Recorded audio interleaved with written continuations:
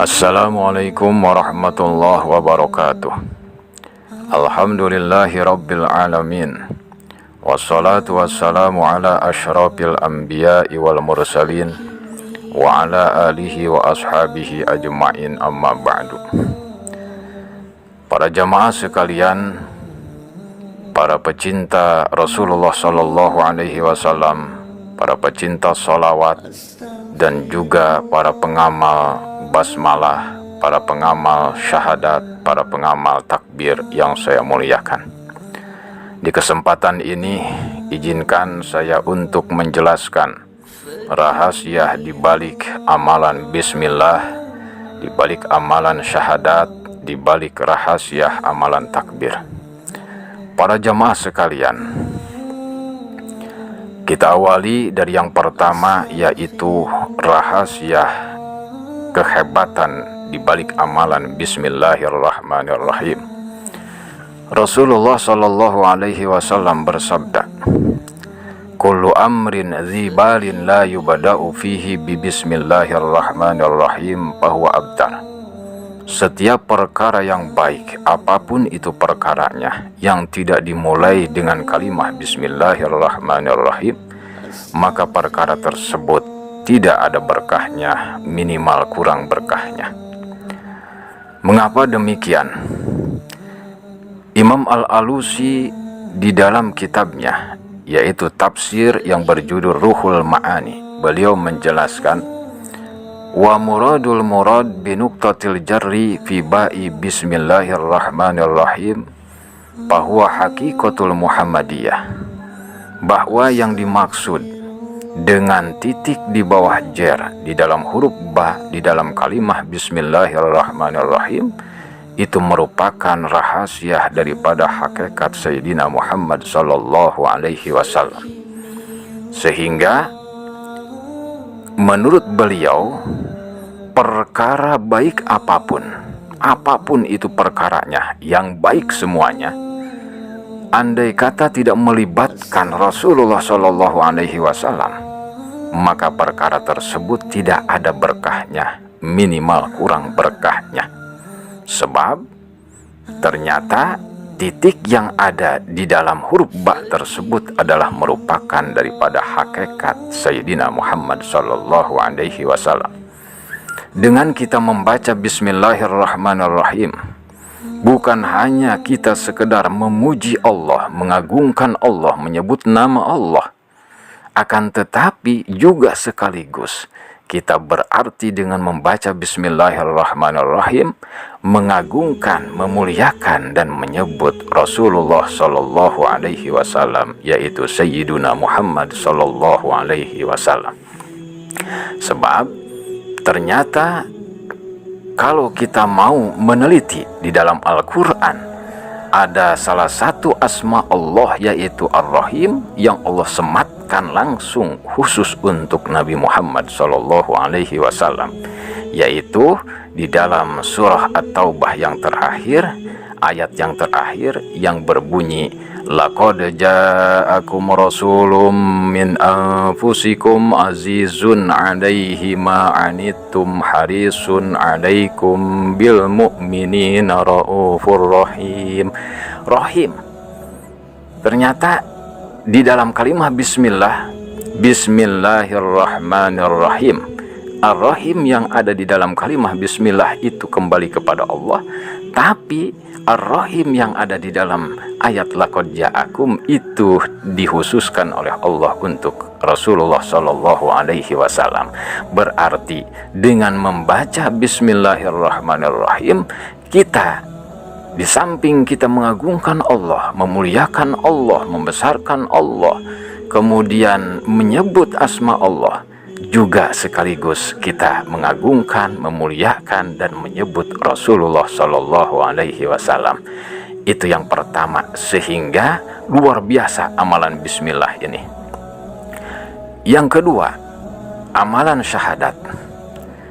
Allah subhanahu wa ta'ala ketika makhluk belum diciptakan oleh Allah, Allah esa dalam kesendiriannya, Allah sendiri di dalam keesaannya.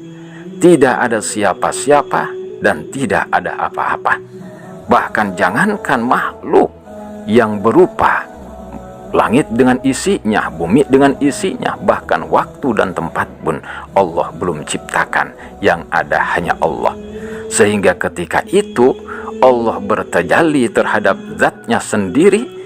Allah menyatakan di dalam firman-Nya, la ilaha illa ana, tidak ada Tuhan kecuali aku. Sebab ketika itu tidak ada siapa-siapa dan tidak ada apa-apa, yang ada hanya Allah subhanahu wa ta'ala. Kemudian Allah yang batin tadi, yang tidak nampak tadi, yang tidak terlihat tadi, ingin dikenal, ingin diketahui. Nah, pertanyaannya sekarang, bagaimana Allah bisa diketahui, bisa dikenal, sementara makhluk belum ada, makhluk belum diciptakan? Maka karena Allah ingin diketahui, Allah ingin dikenal, Allah kemudian menciptakan yang namanya hakikat Sayyidina Muhammad Sallallahu Alaihi Wasallam. Di dalam bahasa akidah disebutkan, walamma aradallahu subhanahu wa ta'ala ayyatajalliya bismihil zahir faqabadha qabadatan min nurihi faqala kuni Muhammadah. Ketika Allah hendak bertajalli, menampakkan zatnya, ingin diketahui, ingin dikenal, Allah menampakkan dengan asma'nya yaitu Al-Zahir, maka kemudian Allah subhanahu wa ta'ala menciptakan hakikat Sayyidina Muhammad sallallahu alaihi wasallam. Maka kemudian dari hakikat Sayyidina Muhammad sallallahu alaihi wasallam ini diciptakanlah oleh Allah subhanahu wa ta'ala langit dan isinya, bumi dan isinya, seluruh makhluk yang diciptakan oleh Allah itu berasal dari hakikat Sayyidina Muhammad sallallahu alaihi wasallam. Makanya hakikat Sayyidina Muhammad sallallahu alaihi wasallam ini yang diterangkan oleh Sayyid Ahmad Al-Badawi di dalam untayan solawat karangan beliau, yaitu solawat Nuroniyah. Beliau menyatakan syajarati aslin Nuroniyah, bahwa Nabi Muhammad merupakan hakikat daripada semua makhluk yang ada, merupakan hakikat daripada semua makhluk yang ada, berasal dari hakikat Sayyidina Muhammad Sallallahu Alaihi Wasallam, termasuk arwah, ruh setelah diciptakan oleh Allah dari hakikat Sayyidina Muhammad Sallallahu Alaihi Wasallam. Maka ruh tadi dikumpulkan oleh Allah dan kemudian ditanya itu ruh, arwah, oleh Allah Subhanahu wa ta'ala. Allah berfirman, alastu birabbikum, bukankah aku ini Tuhan kalian? Kemudian arwah menjawab semuanya serentak, qalu bala, engkau adalah Tuhan kami ya Allah. Nah, Allah, maka kemudian dinyatakan lewat persaksian, maka kemudian adalah namanya kalimah syahadat. Nah, manusia bersahadat asyhadu alla ilaha, akan tetapi bersaksi juga atas hakikat Sayyidina Muhammad sallallahu alaihi wasallam, yaitu dengan syahadat yang kedua, wa asyhadu anna Muhammadar Rasulullah. Sehingga luar biasa, ini tidak bisa dipisahkan dua kalimat syahadat ini. Dan yang ketiga adalah takbir. Sementara manusia mampu andai kata dimampuhkan oleh Allah, kuat andai kata dikuatkan oleh Allah Subhanahu wa ta'ala, bisa andai kata dibisahkan oleh Allah Subhanahu wa ta'ala. Manusia pada hakikatnya la haula wala quwata illa billah, tidak Sunan Kalijogo. Maka amalkan kalimah bismillah ini dengan dengan hidmah, dengan khusyuk.